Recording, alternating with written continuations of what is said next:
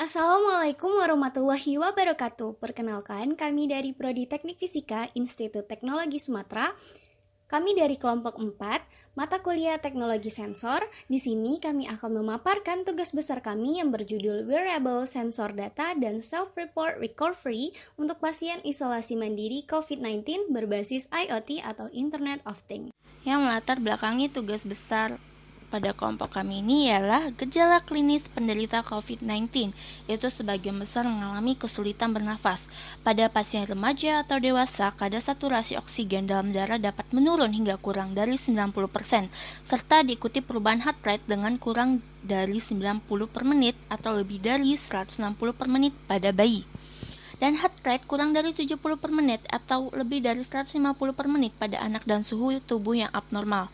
Dalam penanganan pasien COVID-19 sangat diperlukan kehati-hatian. Sudah tidak sedikit dokter dan tenaga medis yang terinfeksi virus corona yang dimungkinkan mereka tertular karena kontak langsung dengan para pasien atau karena kontak dengan alat-alat medis yang telah digunakan untuk menangani pasien.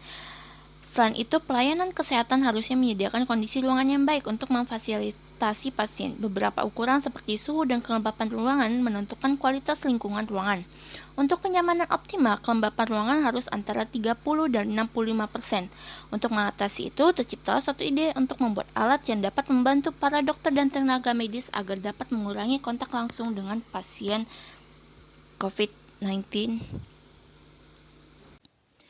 Di sini terdapat 3 tujuan dalam tugas besar kelompok kami. Yang pertama itu ada merancang sistem pengukuran suhu tubuh otomatis sebagai alat deteksi awal COVID-19 berbasis sensor dan microcontroller.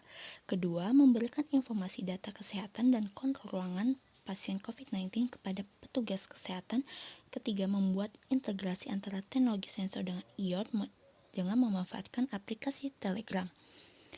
Selain itu, terdapat juga manfaat-manfaatnya. Yang pertama itu dapat mengurangi kontak langsung dengan pasien isolasi mandiri. Kedua, dapat dibuat alat deteksi suhu tubuh, denyut jantung secara otomatis dan dapat dilihat melalui aplikasi. Ketiga, dokter dan tenaga medis dapat mengetahui kapan kondisi pasien memerlukan penanganan dan melakukan pemantauan. Keempat, perkembangan teknologi sensor di bidang medis. Di sini saya akan menjelaskan dasar-dasar teori yang menjadi acuan dan ide dari inovasi yang kami buat. Pertama, ada detak jantung. Manusia tidak bisa mengatur jumlah detak jantung karena jantung bekerja secara refleks. Denyut atau detak jantung merupakan indikasi penting di dalam bidang kesehatan yang berguna untuk bahan evaluasi yang relatif efektif dan cepat untuk mengetahui kondisi dan kesehatan pada tubuh seseorang. Dalam detak jantung dikenal juga istilah heart rate. Menurut American Heart Association, denyut jantung istirahat rata-rata berkisar pada ukuran anak-anak 10 tahun, dewasa dan manula itu 60-100 denyut per menit atau BPM. Sedangkan atlet pro terlatih adalah 40-60 denyut per menit. Nilai maksimumnya adalah 220, harus berada di antara 50-85% dari total denyut nadi atau denyut jantung maksimum. Denyut jantung selama kegiatan fisik yang sedang adalah sekitar 50-69% dari denyut nadi maksimum, sedangkan denyut jantung selama aktivitas fisik berat dapat meningkat hingga 70-85% dari denyut jantung maksimal. Kemudian ada suhu tubuh. Definisi suhu tubuh normal biasanya berbeda dari setiap orang. Untuk orang dewasa, suhu tubuh normal berkisar antara 36,1 sampai 37,2 derajat Celcius. Sedangkan untuk bayi dan anak kecil suhu tubuh normal biasanya lebih tinggi, yaitu antara 36,6 sampai 38 derajat Celcius. Kemudian ada suhu dan kelembaban ruang. Menurut Kemenkes RI nomor 1204 tahun 2009 tentang persyaratan kesehatan lingkungan di rumah sakit, suhu di ruang perawatan itu distandarkan 22-24 derajat Celcius. Sedangkan untuk kelembaban di ruang perawatan itu distandarkan 45-60%. Selanjutnya, saya akan menjelaskan sensor-sensor apa saja yang kami gunakan. Ada sensor heartbeat sensor, ada sensor LM35, dan sensor DHT11. Heartbeat sensor adalah sensor detak jantung yang didasarkan pada prinsip photopeltismografi. Terdiri dari dioda pemancar cahaya dan detektor seperti resistor pendeteksi cahaya atau fotodioda. Denyut jantung menyebabkan variasi aliran darah ke berbagai daerah tubuh sehingga ketika jaringan diterangi oleh sumber cahaya, cahayanya itu akan dipancarkan oleh LED dan memantulkan jaringan jari atau mentransmisikan cahaya. Kemudian, sensor LM35 merupakan salah satu sensor untuk mendeteksi suhu menggunakan prinsip dasar dioda di mana saat suhu meningkat, tegangan di dioda meningkat pada tingkat yang diketahui. Dengan memperkuat perubahan tegangan secara tepat, mudah untuk menghasilkan sinyal analog yang berbanding lurus dengan suhu. Sensor analog dengan tegangan output linear sebanding dengan suhu dalam derajat Celcius. Untuk sensor DHT11 merupakan sensor suhu dan kelembaban digital dasar yang sangat murah, menggunakan sensor kelembaban kapasitif dan transistor untuk mengukur udara di sekitarnya dan mengeluarkan sinyal digital pada pin data. Sensor ini digunakan dalam berbagai aplikasi, seperti mengukur nilai kelembaban dan suhu dalam sistem pemanas, ventilasi, dan pendingin udara. Oke, saya Erana Dio Putra. Selanjutnya akan dijelaskan bagian 3 yaitu metodologi. Nah, di dalam metodologi ada blok diagram sistem. Di situ ada power supply berfungsi sebagai sumber daya listrik kepada sistem. Lalu ada sensor suhu LM35 itu untuk mengukur suhu pada tubuh pasien. Ada sensor heartbeat untuk memantau kondisi detak jantung pasien dengan output BPM. Lalu ada sensor DHT11 untuk melakukan pengambilan data suhu dan kelembapan pada ruangan. Lalu ada microcontroller untuk mengontrol pengoperasian sistem, menerima input dalam bentuk program dan menghasilkan output berupa perintah kepada sistem. Nah, lalu yang terakhir ada telegram dan output. Itu untuk menampilkan hasil data output sensor yang telah teranalisis. Selanjutnya ada diagram alir sistem. Di sini ada merupakan diagram dari perancangan alat. Bisa dilihat perancangan alat pada makalah yang kali ini menggunakan dua komponen utama, yaitu heartbeat sensor dan sensor suhu. Lalu ada juga sensor DHT11 yang berfungsi untuk monitoring ruangan. Pada gambar ini, dilihat bahwa informasi yang sensor dapatkan dari tubuh dan ruangan pasien diakuisisikan oleh microcontroller Arduino.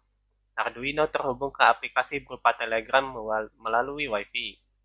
Arduino dilengkapi dengan modul Wi-Fi ESP8266 agar dapat terhubung ke aplikasi Telegram. Lalu pada Telegram akan menampilkan output dan analisis output tersebut menjadi informasi kesehatan dan ruangan pada pasien.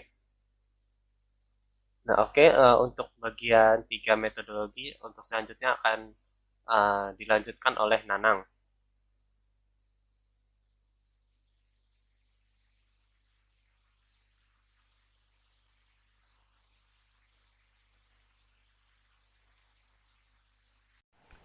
Pada simulasi pertama dilakukan pengukuran suhu pada ruang. Pada simulasi ini sensor yang digunakan adalah sensor DHT11. Nah, pada proses kerjanya Arduino akan menerima input berupa tegangan dari sensor DHT11. Kemudian Arduino akan mengkonversi tegangan yang diterima menjadi besaran temperatur atau suhu. Kemudian hasil dari konversi tersebut ditampilkan atau di-outputkan ke LCD. terlihat pada LCD tersebut merupakan hasil dari pembacaan temperatur dari sensor DHT, di mana dari hasil pembacaannya didapatkan temperatur sebesar 27 derajat Celcius dan dengan humidity sebesar 80%. Lalu berikutnya merupakan hasil simulasi dari pembacaan nilai detak jantung dan temperatur tubuh. Pada simulasi ini digunakan dua sensor, yaitu sensor heartbeat dan juga sensor M35 untuk mengukur suhu. Pada pengukuran suhu sama seperti dari cara kerja DHT11, di mana sensor RM akan mengirimkan voltase ke Arduino, kemudian Arduino akan mengkonversi voltase tersebut menjadi nilai temperatur, kemudian nilai tersebut dioutputkan ke LCD. Kemudian pada sensor heartbeat di situ selanjutnya untuk sensor heartbeat itu akan mengirimkan pulse sinyal sebagai input ke Arduino. Pulse input atau pulse sinyal tersebut nilainya dapat diubah atau divariasikan dengan menaikkan atau menurunkan nilai dari kompetensi. Kemudian input berupa pulse sinyal tadi itu diubah oleh Arduino menjadi nilai BPM atau heartbeat. Terlihat pada LCD dari hasil simulasi didapatkan nilai BPM dari hasil counting selama 5 detik sebesar 100 BPM. Kemudian untuk nilai temperatur suhu tubuh sebesar 36,1 derajat Celcius. Selanjutnya untuk sistem simulasi. Pada sistem simulasi ini terdapat 4 meter yang terlibat. Yang pertama ada suhu tubuh, kedua ada nilai heartbeat, kemudian yang ketiga ada suhu ruangan, dan yang keempat atau yang terakhir ini ada kelembapan ruangan.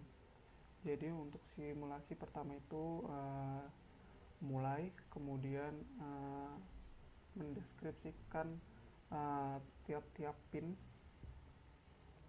lalu membuat void setup, yang mana void setup ini akan bekerja hanya satu kali untuk perintah-perintah yang dipanggil. Kemudian mendefinisikan pin sebagai mode input ataupun output. Kemudian dilakukan pengulangan atau void loop pada perintah-perintah yang dipanggil. Di sini perintah-perintah yang dipanggil itu ada dari pendeteksi dari sensor DHT11 sendiri, kemudian dari sensor HP dan LM35. Kemudian ketika kondisinya tidak terpenuhi, maka akan dilakukan loop ulang. Lalu setelah kondisi didapatkan atau sesuai, maka ditampilkan atau dioutputkan nilai yang didapat tadi ke LCD. Lalu simulasi selesai.